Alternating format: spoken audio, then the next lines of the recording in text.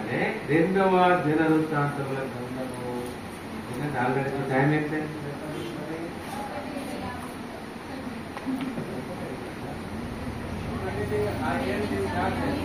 7 నిమిషాలు 10 నిమిషాలు నేను ముగించాలా?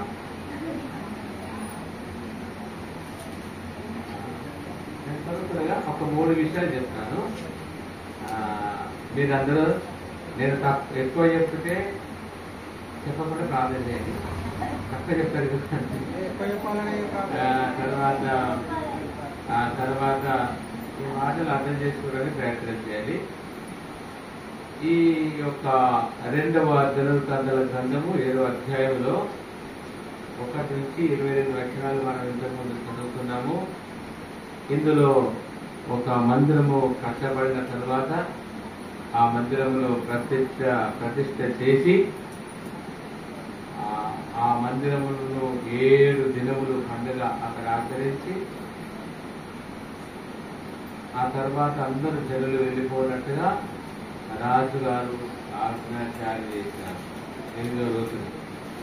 ఇక్కడ మనకి ఇంతవరకు మనం చదువుతున్న మందిరము గురించి ఆ దేవుడు ఏమన్నాడు? నా పేరు ఈ మందిరానికి నిత్యము ఉంటుంది, నా కనుదృష్టి నా మనసు నిత్యం ఇక్కడ ఉంటుంది అని అన్నాడు. కనుక ఈ రీతిగా మందిరం విషయంలో ఇలా రాయబడింది. ఇది ఒక విషయం మనకు జ్ఞాపకం చేస్తున్నాను. అసలు విషయం ఏంటంటే నేను 14వ వచనాన్ని ఒకసారి చదువుతున్నాను, శ్రద్ధగా వినండి. నా పేరు పెట్టబడిన నా జనులు తమ్మును తాము తగ్గించుకొని ప్రార్థన చేసి నన్ను వెదకి తమ చెడు మార్గములను విడిచిన ఎడల ఆకాశము నుండి నేను వారి ప్రార్థనను విని వారి పాపమును క్షమించి వారి దేశమును స్వస్థపరచుదును అన్నాడు. దేశమును స్వస్థపరచుదును అన్నాడు. అయితే ఇక్కడ 4 మాటలు ఉన్నాయి.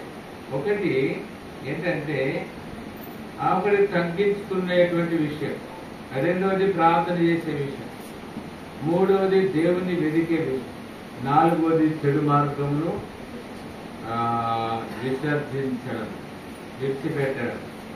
ఈ 4 చెప్తే మనకు సమయం 10 నిమిషాలలో కాదు. కనుక ఒక్క మాట మాత్రం నేర్చుకున్నాం. ఆ ఒక్క మాట ఏంటంటే తగ్గించుకోవాలి. దేవుని ఎదుట మనల్ని మనము తగ్గించుకోవాలి. ఎక్కడ తగ్గించుకోవాలి? దేవుని ఎదుట తగ్గించుకోవాలి. దేవుని ఎదుట తగ్గించుకున్న ఒక 3 వ్యక్తులను నేను మీ ముందు ఉంచుతాను. ఆదికాండము 18వ అధ్యాయము 2వ వచనం చదవండి. ఆదికాండము 18వ అధ్యాయము 2వ వచనాన్ని ఒకసారి చూస్తే అక్కడ అబ్రహాము గారు ఉంటారు. అబ్రహాము అతడు కన్నులెత్తి చూసినప్పుడు 3 మనుషులు అతని ఎదుట నిలబడి ఉండేది. అతడు వారిని చూసి గుడారపు వాకిట నుండి వారిని ఎదుర్కొనుటకు పరిగెత్తి నేల మట్టుకు వంగి అని ఉన్నది. పరిగెత్తాడు, వెనకాలన్నమాట నేల మట్టుకు వంగాడంట. అంటే ఎంత తగ్గించుకుంటే వంగాలి కదండి. నేల మట్టుకు ఒక 3 వ్యక్తులు అక్కడ కనబడ్డారు. ఆ 3 వ్యక్తులు అక్కడ కనబడితే అబ్రహాము వెంటనే వారిని చూసి వారి దగ్గరికి పరిగెత్తుకుని వెళ్ళి మీరు రండి అని అంటలేడు. నేల మట్టుకు అంగిపోయి నేలారా మీరు నా ఇంటికి రండి అని అడుగుతా ఉన్నాడు. నా ఇంటికాడ కొంత సమయం గడపండి, నా ఇంటికి రండి. ఎంత తగ్గించుకొని అడుగుతున్నాడో చూడండి. దేవునికి స్తోత్రం. హల్లెలూయా. అంతగా అబ్రహాము తగ్గించుకున్నాడు. దేవునికి స్తోత్రం. హల్లెలూయా. ఎవరు తగ్గించుకున్న వ్యక్తి? అబ్రహాం ఎంతవరకు తగ్గించుకున్నాడంట? నేల మట్టుకు వంగి అంత తగ్గించుకున్నాడు. ఒక ఒక దేవుని చేత పిలువబడినటువంటి ఆ అబ్రహాము గారిని తగ్గించుకున్న విధానమును మనం గమనిస్తే అంత స్థాయి ఉన్నది. కనుక అలా తగ్గించుకుంటే హెచ్చించబడతాం. మనకు బైబిల్లో మనకు తెలియబడిన విషయం ఏంటంటే తగ్గించుకుంటే హెచ్చించబడతాం. అడితే కనుక ముందు తగ్గాలి. ముందు ఎక్కడ ఏం కావాలి? మనం తగ్గాలి. ఎప్పుడు కూడా దేవుని దగ్గర మనం తగ్గాలి. తగ్గాలి. కనుక మనం తగ్గించుకున్న వారముగా ఉండాలి. అబ్రహాము దేవుని ఎదుట తగ్గించుకున్నప్పుడు అతడు ఎంత గొప్పవాడుగా ఎదిగిందో చాలా మనం విన్న విషయాలే. కనుక అంత దీవెన, అలాంటి ఆశీర్వాదాలు, అలాంటి కృప మనకు కలగాలి. మనకు క్షేమం కలగాలి. దేవుడు మనకు తోడై ఉండాలి. దేవుడు మన ప్రార్థన ఆలకించాలి అంటే అతని అన్నీ ఉన్నాయి. అవన్నీ చదివించడం చెప్తే లేదని నేను మీకు మాటలతోనే చెప్తున్నాను. ఆ తగ్గి ఉండడం ద్వారా మనకు చాలా మేలు కలుగుతుందని నేను మీకు తెలియజేస్తున్నాను. అబ్రహాం తగ్గించుకున్నాడు, ఒక గొప్పవాడైనాడు, అనేక మందికి ఆశీర్వదకరమైన వ్యక్తిగా ఉన్నాడు. దేవునికి స్తోత్రం. హల్లెలూయా. ఇంకొక వ్యక్తిని చూద్దాం. 19వ అధ్యాయములో మొదటి వచనం. ఇక్కడ ఒక వ్యక్తి తగ్గించుకున్నాడు. సాయంకాలమందు ఆ ఇద్దరు దేవదూతలు సొదొమ చేరినప్పటికీ లోతు సొదొమ గవని యొద్ద కూర్చొని ఉండెను. లోతు వారిని చూసి వారిని ఎదుర్కొంటకు లేచి సాష్టాంగ నమస్కారం చేసెను. సాష్టాంగ నమస్కారం అంటే చాలా గోళ్ళ మొక్కలు పడ్డాయి.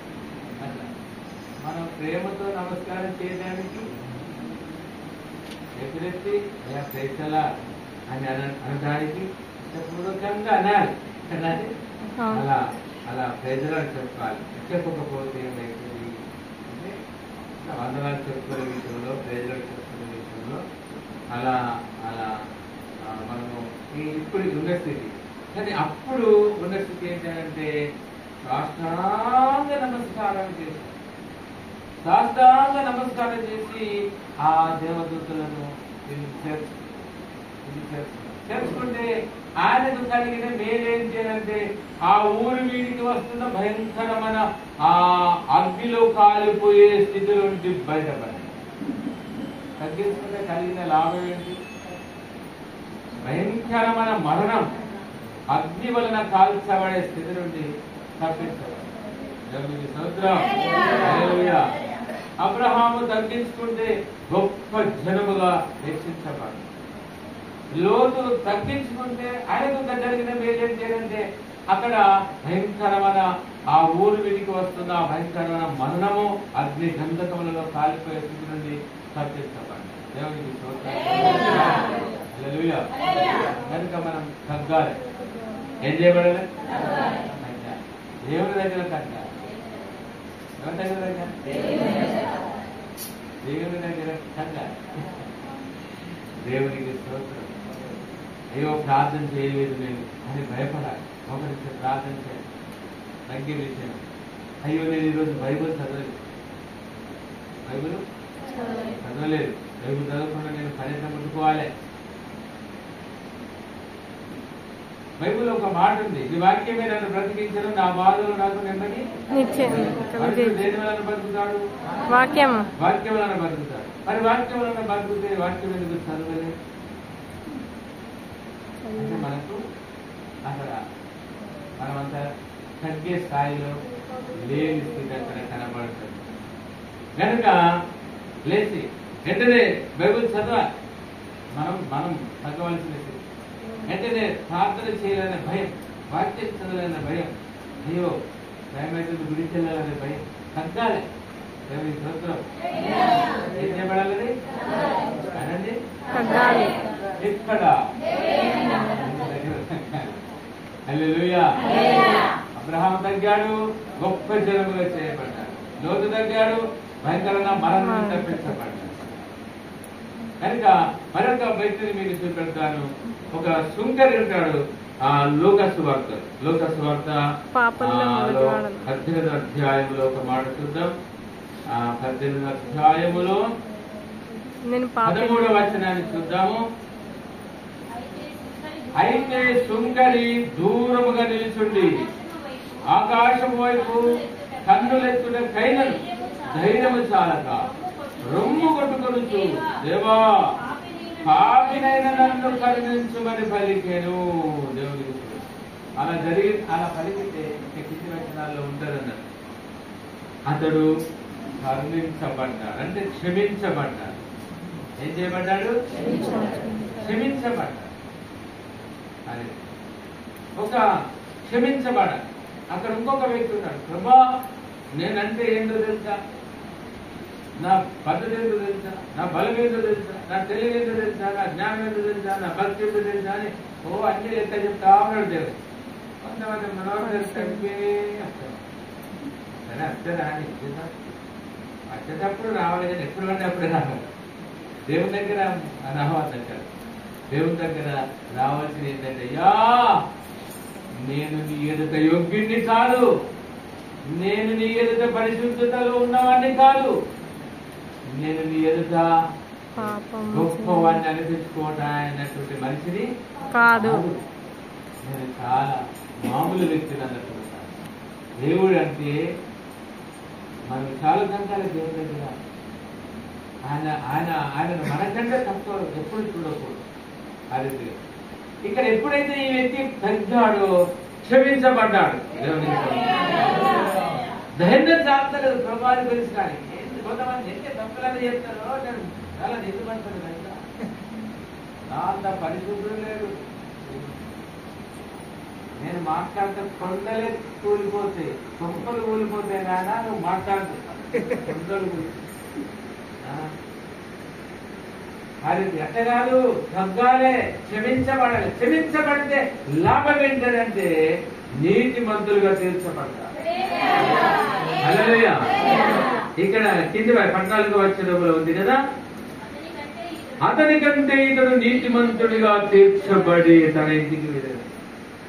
ఒక నీతిమంతుడిగా తీర్చబడాలంటే తగ్గాలి, దేవుని దగ్గర తగ్గాలి. నాకు నేనే ఎంత డబ్బైనా కొట్టుకోవచ్చు కదండి. ఇంటికి వచ్చిన వాడు కొడతారు, ఇంటికి వచ్చిన వాడు కొడతారు.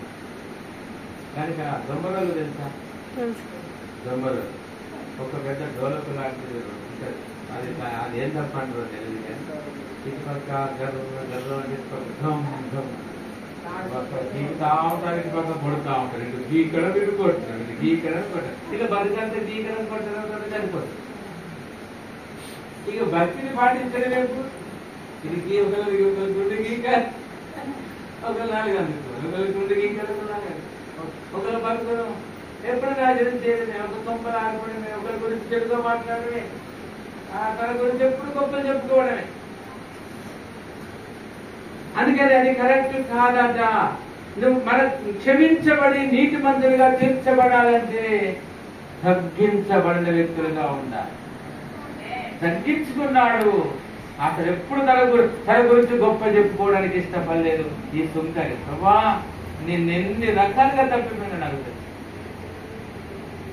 కొంతమందికి గంట సేపు వివరించలేదు, అర్థం కాదు. ఎందుకో మైండ్ అంతా భూయబడి ఉంటుంది కావచ్చు, మైండ్ అంతా ఎటువంటి తలుపులు వేసి గేడెలు వేసి కాలం వేసినట్టుంటాయి కావచ్చు. ఎన్నిసార్లు వాక్యం విన్నా వాళ్ళ బతుకు మళ్ళీ వేసినట్టు ఉండేది, కన్నే అన్నట్టు. కనుక అంతా కూడా మార్పు చెందినట్టుగా. అయితే ఇక్కడ తన స్థితిని తను తెలుసుకున్నాడు, తన బ్రతుకు విధానం తనకు తెలుసు. ప్రభా, నేను నీ ఎదుట అసలు ఎంత మాత్రం యోగ్యుని కాదు. అది ఎప్పుడైతే తను తగ్గించుకొని ప్రార్థన చేశాడో, కొంతమంది ప్రార్థన చేసే తగ్గింపులో ఉండాలి. ప్రభా, నా ఎంత చుట్టూ ఏం చేద్దాం అనుకున్నావు, మొత్తం కొరతలు కొట్టు, గొడ్డలు కొట్టు, కొట్టి చుట్టూ ఎదుగురాని పెట్టు అన్నట్టు చేయద్దు.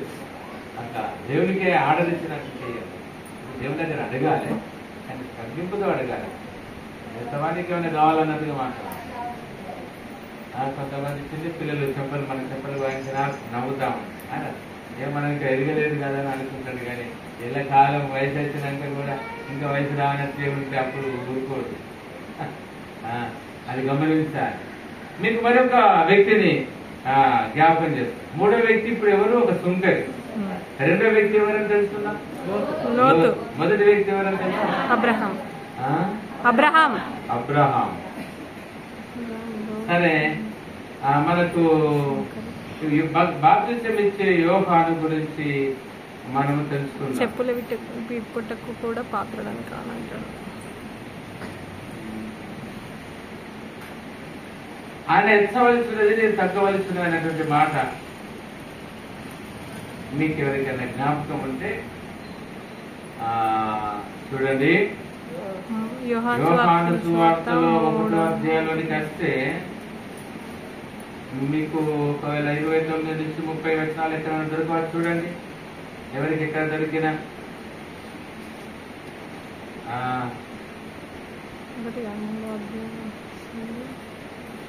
26, 27 వచనాలు చూడండి ఒకసారి. యోహాను నేను నీళ్ళలో బాప్తిసం ఇచ్చుచున్నాను గాని నా వెనుక వచ్చుచున్నవాడు మీ మధ్య ఉన్నాడు, మీరు ఆయన ఎరుగరు.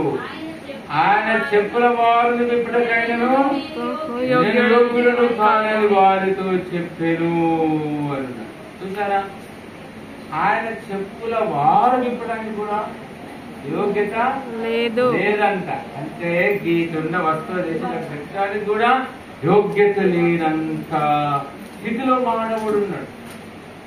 ఆయన అంత పరిశుద్ధుడు, అంత నీతిమంతుడు, అంతటి యోగ్యుడు ఆయన. కానీ మానవునిలో ఆ యోగ్యత లేదంట. అయితే ఆ రీతిగా ఇక్కడ ఆయన చెప్పుల వారుగా నింపేంత యోగ్యత నాలో లేదని అంతగా తగ్గించుకుంటున్నాడు. ఆయన చెప్పిన మాట ఏంటంటే నేను తగ్గించుకున్నాను, ఆయన యోగ్యుడు, ఆయన గొప్పవాడు. ఈ మాట కూడా ఉంటది. ఆయన తగ్గవలసి ఉన్నది, ఆయన హెచ్చవలసి ఉన్నది, నేను తగ్గవలసి ఉన్నదని ఉంటది. ఒకసారి మీరు ఒకవేళ చూస్తే మత్తయి సువార్త 3వ అధ్యాయంలో గాని ఒకరు చూడండి. మత్తయి సువార్త 3వ అధ్యాయంలో ఆ మాట ఎవరికైనా దొరకవచ్చును. లూకా సువార్త 3వ అధ్యాయం ఒకరు చూడండి.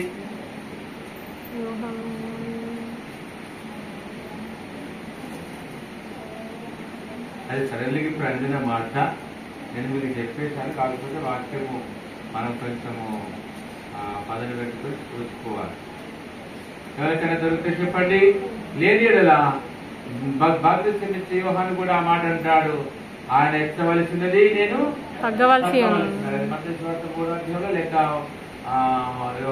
లూకా సువార్త 3వ అధ్యాయంలో ఆ రీతిగా రాయబడి ఉంటది. కనుక మీరు ఆ మాటను తర్వాత మీరు చదువుకోవచ్చు. కనుక ఎప్పుడు కూడా దేవుని ఎదుట మానవుడిగా మనల్ని మనము తగ్గించుకుంటే ఏం చేయబడతామంటే హెచ్చించబడతాం. ఏం చేయబడతామంట? హెచ్చించబడతాం. దానికి ఉదాహరణగా యేసు ప్రభు లూకా సువార్త 18వ అధ్యాయంలో చెప్పబడిన మాట ఉంటుంది అనుకుంటాను.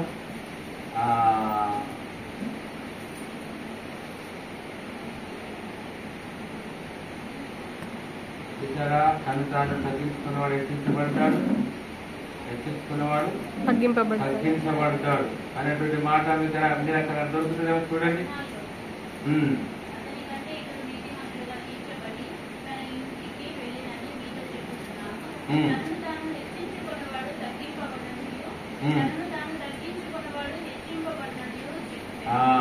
ఎప్పుడైతే ఇక్కడ యేసుప్రభు చెప్తున్నాడు, స్వయంగా యేసుప్రభు చెప్తున్నాడు, తన్ను తాను హెచ్చించుకుని వాడేమో తగ్గింపబడతాడు, తన్ను తాను తగ్గించుకుని వాడేమో హెచ్చించబడతాడు. అంటే ఈ లోకంలో హెచ్చించుకుంటే అతనికి గొప్ప పేరు, ప్రతిష్టలు, ఘనత తగ్గుతాయి.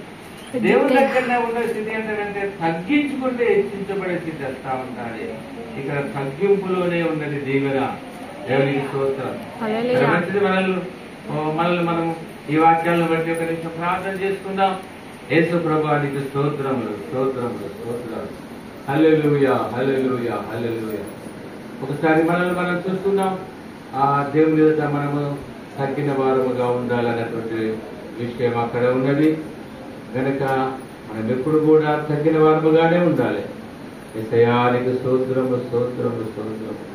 హల్లెలూయా hallelujah hallelujah hallelujah. Glory glory glory glory. Hallelujah. స్తోత్రం స్తోత్రం స్తోత్రం స్తోత్రం.